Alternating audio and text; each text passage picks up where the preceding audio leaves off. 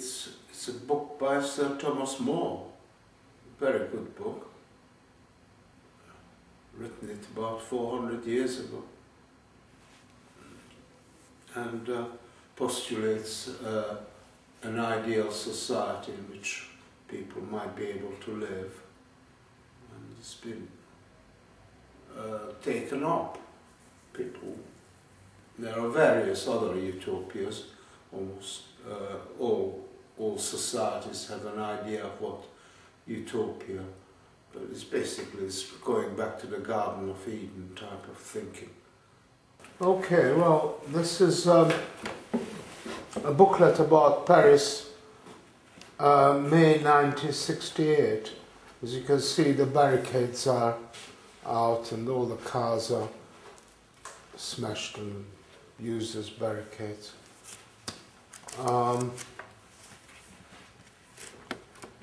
It's a book published by Aldgate Press, 84B Whitechapel High Street. They still exist. Yes, well, you can think about a utopia, but then how do you put it into practice? And that's all there is to it. There has been very, very small attempts, say, the Whiteways colony in near Stroud, which was started in the end of the 19th century, is still there. They got together, they bought some land, and they burnt the documents of the freehold so that nobody can make a profit out of the land, because there's no freehold documents exist. So they have been there now for something like 130, 120 years, and nobody can profit by it. They can't sell it because it doesn't belong to any, the original documents have been burnt. But whether they claim to be the last remaining anarchist utopian colony in England,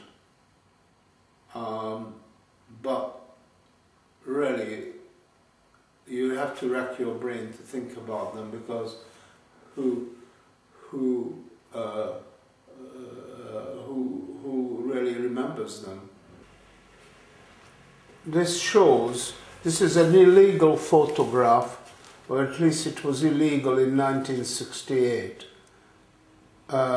In Cornwall, in Nancy Cook, Portrees in Cornwall, the government had a secret chemical warfare establishment, and this is it. And this was a monthly magazine. I don't think that the government bothered to prosecute the people, because they didn't want to draw attention to the fact that they were doing this. Now, what else is in the press? That's Bertrand Russell. They had all kinds of demonstrations about it. I mean, nothing's changed, but all these places are still there, but nobody as much as mentions it now. And what is that paper, John? It's called Sanity, which we haven't got anymore. Right. It's the voice of the CND.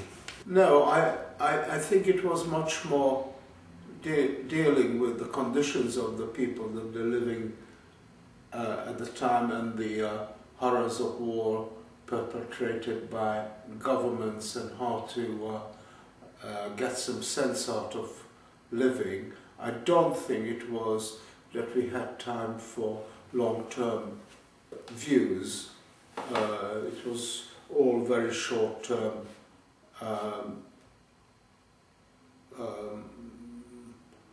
The governments did this and the people did that. These are all from 68 and 67 and 66.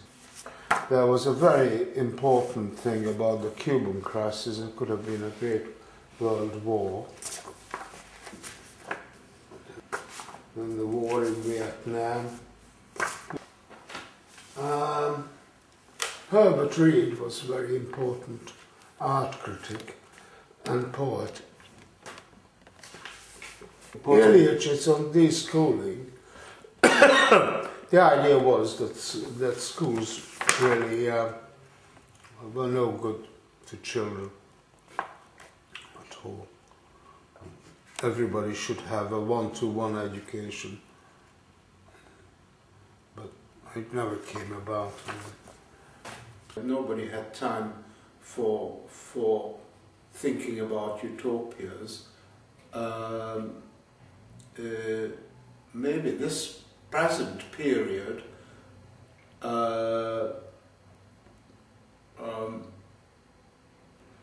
could think about creating a just society, but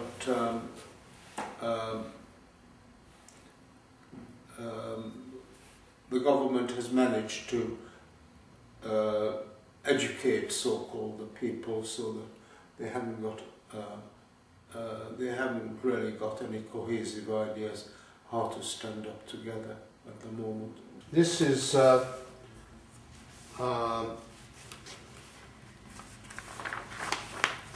Freedom. It was a weekly then. Was this your paper? Yeah. Well, it wasn't mine. I just edited it. And what year's that? That was 1965. This one. That's 1967. I was editing it from 1964 to 1969. A huge circulation. And it was an anarchist weekly. Yeah. Military coup in Greece, April 21st, brings to power a fascist government. Greek embassy in London occupied by a large and excluded crowd of anarchists.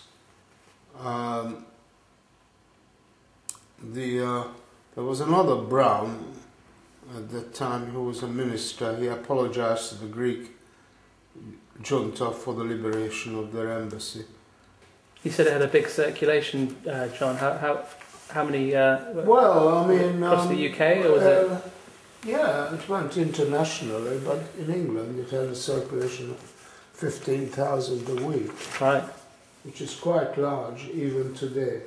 It's only a question of owning the printing presses. If you own the printing presses, you can print millions. If you don't, you just print.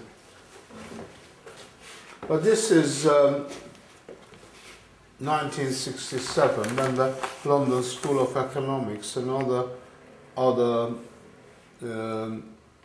similar schools were occupied by the students, and they threw out the managers. Well, the students were not as sleepy and hand-kissing as they are today. Yeah, this is the one I showed you already. That's the article I wrote. Right. But you had to write these articles in 5 minutes. God.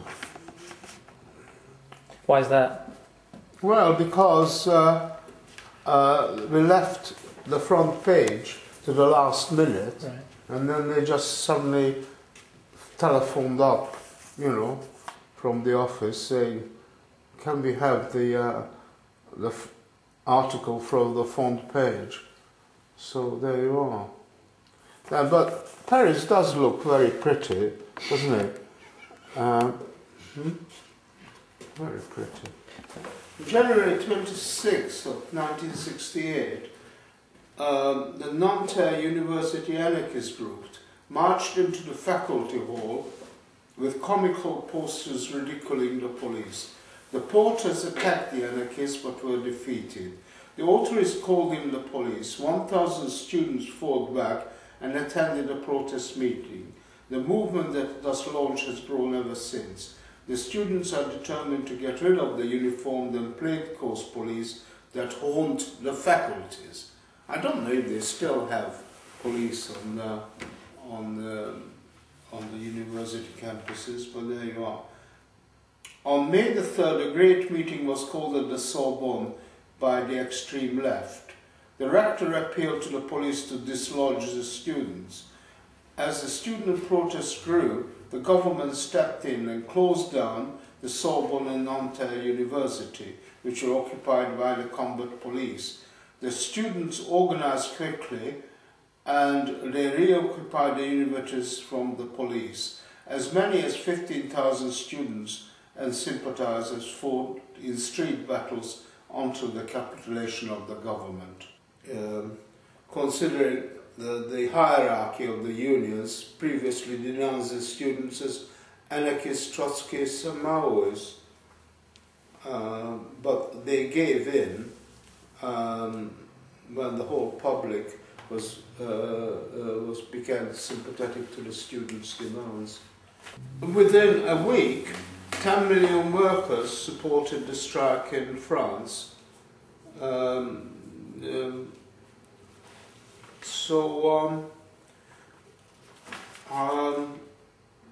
de Gaulle had to,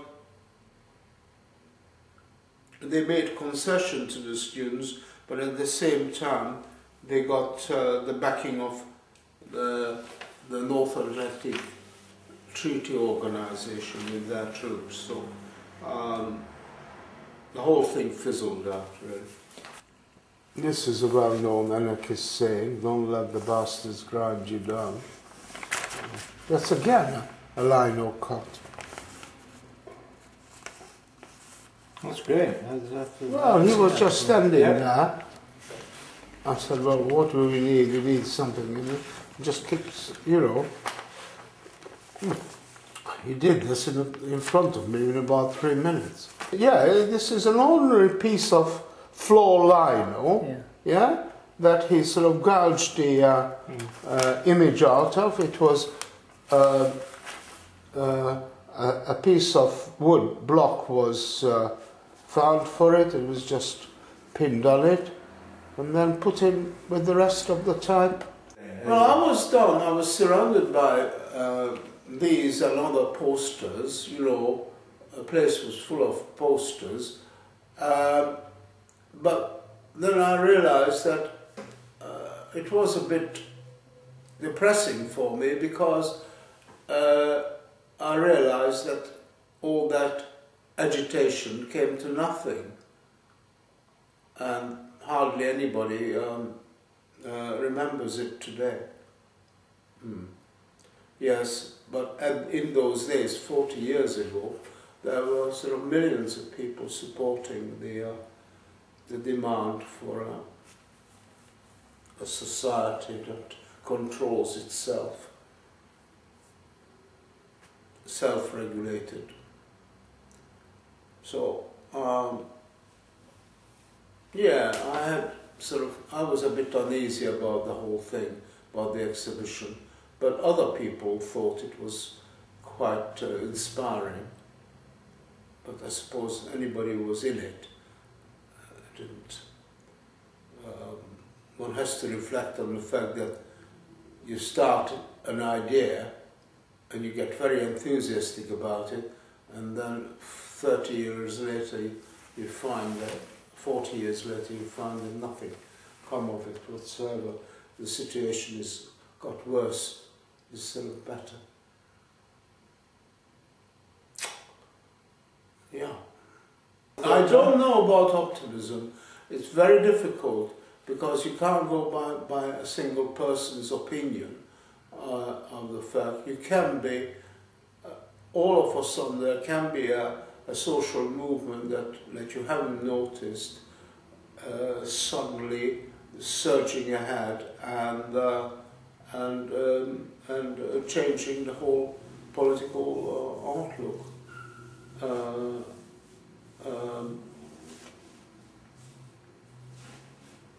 It can happen, but where it will come from, I don't know. This is a very well-known picture, but it's slightly collaged. It's the people who went and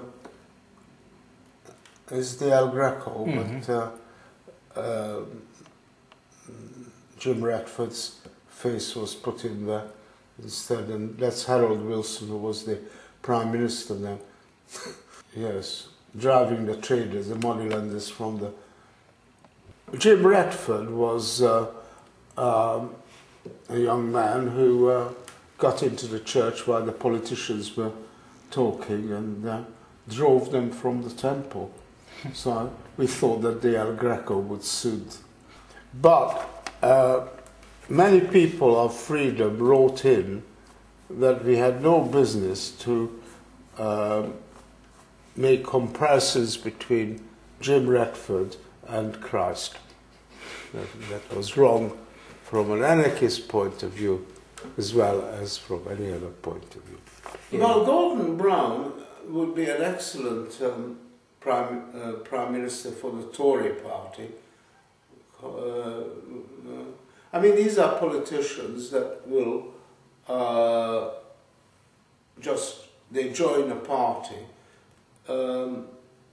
hoping that that party will get into power and they'll get a job out of it, but they don't particularly believe in anything they do. Now, what is this? Oh, this is this was, you never guess where this is. It's like Russell Square. No, it's Grosvenor Square, where the American embassy is. Look at this. What a crowd. There's about 200,000 people besieging the American embassy to stop the war in Vietnam. And there's horses everywhere, police horses. Great confusion. This is probably the last big demonstration. No, there was there were others, but this is the last one in Grosvenor Square. And Americans withdrew from Vietnam within a couple of weeks after that, March '68. Ah, well, yeah, every now and then there is a young man who, by mistake, gets to the top. He seems my type of person. You ask him a question and he thinks for a while and then he answers. He doesn't give automatic replies to anything. Whether he's got a chance or not, I don't know. There's a lot of vested interests that don't want to allow anybody with any kind of sense to get to the top of the tree. Yeah. I hope I'm cheerful enough for this. No. Is his name on the one outside, John? No, there isn't.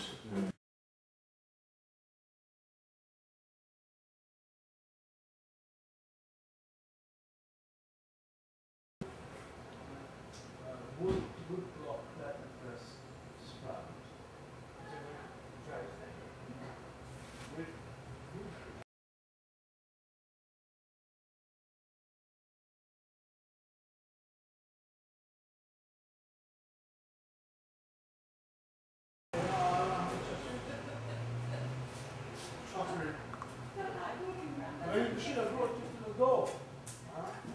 Yes, these are a few things. And